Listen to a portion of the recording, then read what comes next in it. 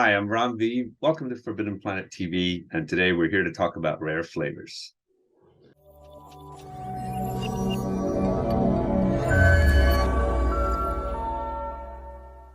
Welcome to Forbidden Planet TV. I'm Andrew Sumner and I'm delighted to be joined today by our old friend Ram V. How are you, mate? Pleasure to be back. I'm good. I'm good. It's great to see you again. Always great to see you, mate. This is something you and I have talked about off camera. It's an upcoming project of yours from Boom. Am I Yep. right? Yeah. Yep, that's right. I had a second there. I thought it's definitely Boom. Yeah, Yeah. no, it is. It's a follow-up to Laila Starr. So Yeah, which is one of not just one of my favorite books of yours, one of my favorite books and my family's favorite books of oh all good. time. I'm not kidding, mate. You know that is Very not good. as much as I love hyperbole. That is not hyperbole, and that book's a triumph, and you must be very proud of it. Yeah, I am.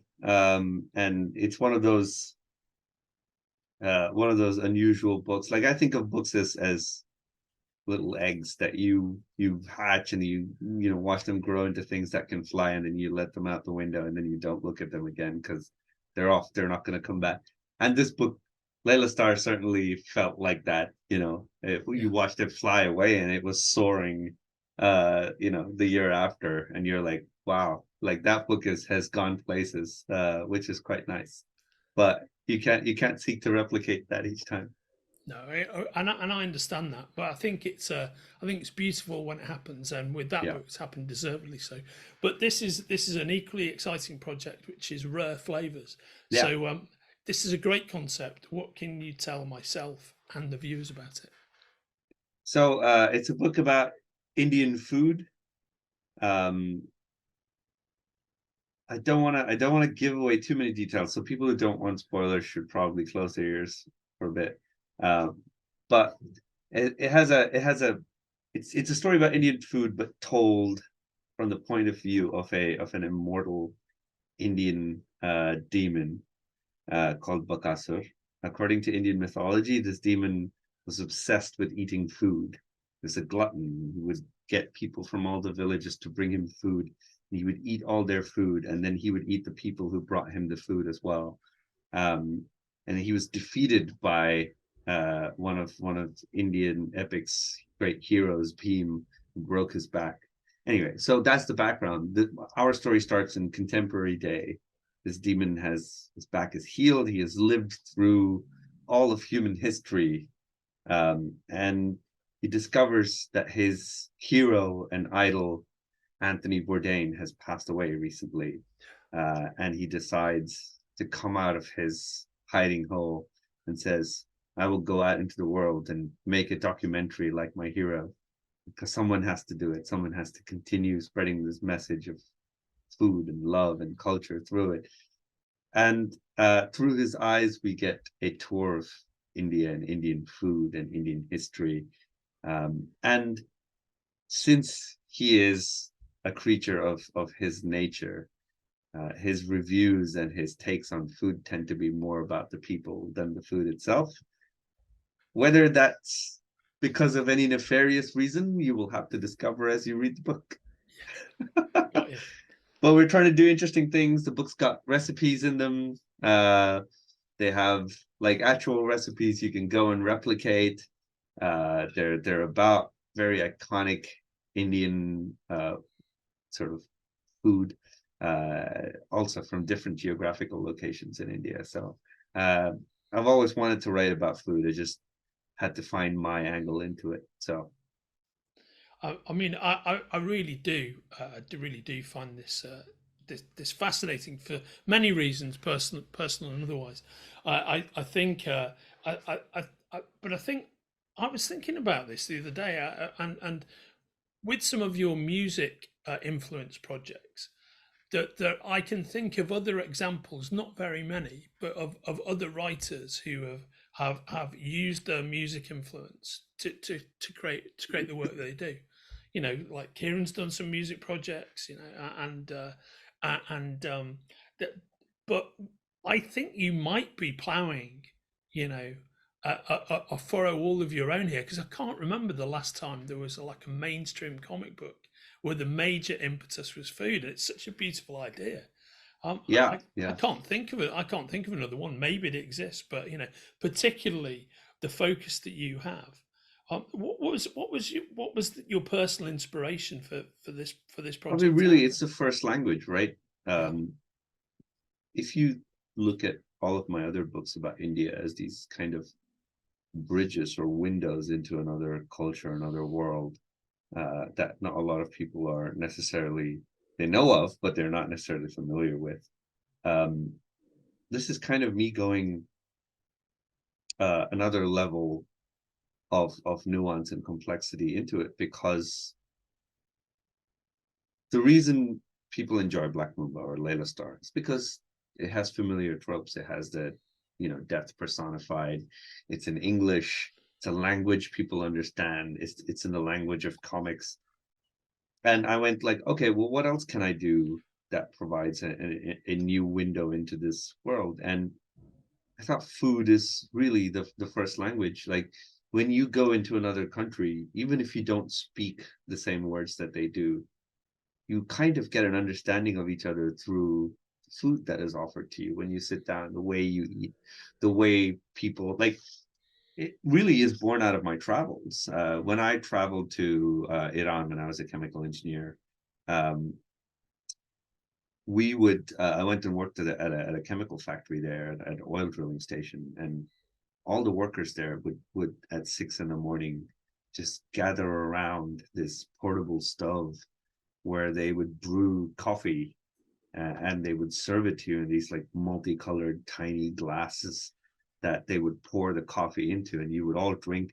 They would all talk about life and what happened the previous night, and you would see the sun come up, and you would see the city sort of bustle to life.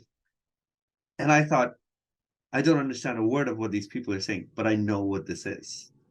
And I feel like that's such a wonderful way to learn about a culture, right? yeah, And so part of what I'm trying to do is trying to say, hey, look, this is what India is, but without me showing any of that to you, I'm showing you the way we are because of the food we make, because of how we think about the food. You know, when is chai made? When do you drink chai? What is everyone's favorite memory about drinking chai? Or um, what's lal mas? Where does it come from? What kind of food do they eat in the desert in India? And so, yeah, that's kind of the stuff that I'm looking to explore. Having done life and death, the other most important concept is food, life, yeah, death, and food. So yeah. there you go. Oh, mate, so well said. How many issues is the book going to be?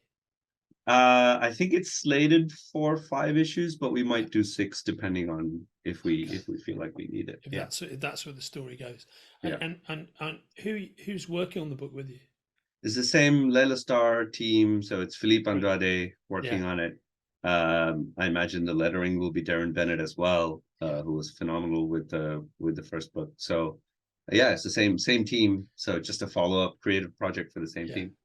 Filipe Andrade, such a great artist. Amazing, amazing artist, but also like just an amazing person. Yeah. Really lovely person to be working with. So I'm very excited to see what he does with this book, because we're changing up the art style and approach a little bit. Oh, just so interesting, and for everybody watching this, the first issues of the book are available for pre-order from the links attached to our It's the conversation. ashcan that's available for pre-order. So just Wow, a little preview, and then the first issue will be officially solicited soon. yeah. Yeah. Just so very interesting. You mentioned Anthony Bourdain. Were you a fan of his work? Yeah, yeah. I've read a few books that he's done. Obviously, I've watched the Parts Unknown Yeah, and multiple TV shows that he's done. And I think the idea for this book really came to me off of, after he had passed away. Um, I was rewatching some of the old reruns of Parts Unknown, and so much of it feels so poetically tragic, knowing now, where things ended up. And you can see this is a person who I mean, people always talk about depression, and it's a difficult thing to talk about, but you could see this as a person who wasn't disillusioned with the world. He loved the world. He loved the people that he went and talked to. And I then, that kind of wormed its way into my head in terms of creating this character who, despite, you know, his nature and his, you know, origins, etc., he looks at human beings with absolute love and appreciation. Admittedly, as someone, you know, as one might look at a you know, warm piece of pie, but he does love every human being he comes across. And I think that makes for a good story. I think there's something wonderful to be done there. Here's a thing that was born to eat you, but he loves you. He loves you, and he wishes you could see yourself the way he sees you. I think that's so interesting, and it's spot on. I mean, I think for me the interesting thing about him was, I completely agree with everything you're saying about him and his place in the world and his relationship with himself. He was the first person to ever write a book about food that I was really ever interested in reading, because it's not really about food. So Kitchen Confidential is about people. Yeah, absolutely. And his writing was such a kind of almost hypnotic experience. To really pull you, the emotional truth of what he wrote was what was really important. I mean, not just the fact that he's, you know, at the time, many people have been down those literary routes since then, and have, like, you know, cast a torch on what's going on the other side of the restaurant experience. But he was one of the first people to do it and write about it in the way that he did, you know. And I think his persona was extremely powerful and interesting, and to capture that, to set an element of that and have it be part of the comics creative process. I think that's fascinating. Yeah, it also lets you do really interesting things with the comic book medium. Like we're doing, like I said before, there are recipes in this book, but they're not at the end of the book. They're not given to you as a, here, tear out these 2 pages and go make. No, they're smack bang in the middle of the story. They just pop up when you least expect it. And I think there's interesting narrative things to be done with that, you know, to in the middle of a really emotional moment say, okay, now you add chilies to the mix. Yeah, it does something. It does something wonderful to the narrative, and I can't wait for people to see it. Yeah. It's a beautiful idea, and it's so exciting that you've put the Laila Starr crew back together to create it with you. Yeah. And just to see where you go with it, I'm so fascinated by this, man. I can't begin to believe. I was telling my family earlier on what the concept of the book was, and they were like, "What?" And so, you know, there's a lot of I mean, it's such a. I found somebody else told me that I had made a very good career off of taking things people were familiar with and using them as a way to introduce things people were not familiar with. And I was like, that's absolutely true in so many ways. So I feel like Rare Flavors is a really great example of that, again, in terms of, like, everyone knows Indian food, but you don't know Indian food this way. Well said, brother. Well said. I just can't wait. And again, the links for the ashcan are attached to our conversation, and I'll look forward to talking to you about a book where I'm more on the other side of it, and we can have a bit more of an elaborate conversation, because I'm very, as you no doubt are yourself, as I know you just said, very keen not to spoil anything. Yeah. But I would love to have another conversation when we're looking at the collected edition. Such a fascinating concept, mate. As always, Ram, it's lovely to see you, and I'll look forward to seeing you soon. Yeah, me too. Ciao. If you're enjoying watching Forbidden Planet TV and you're enjoying watching us talk to the world's most interesting and accomplished filmmakers, authors, artists, musicians, creators, subscribe right here. See you soon.